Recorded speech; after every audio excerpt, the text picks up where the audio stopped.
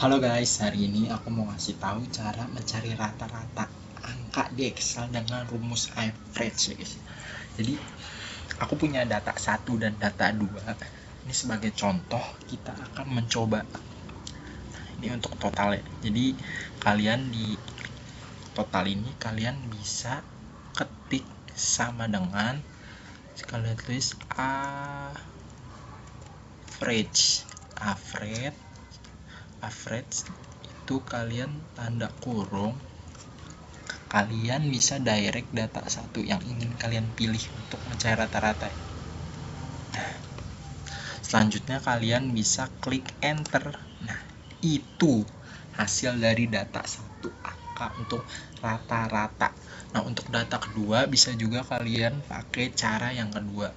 Nah, kalian bisa klik icon ada kayak tiga ke bawah ini, kalian pilih average. Nah, direct nih, kalian ingin kita mencari rata-ratanya untuk data 2. Nah, kalian bisa klik enter. Nah, begitu aja.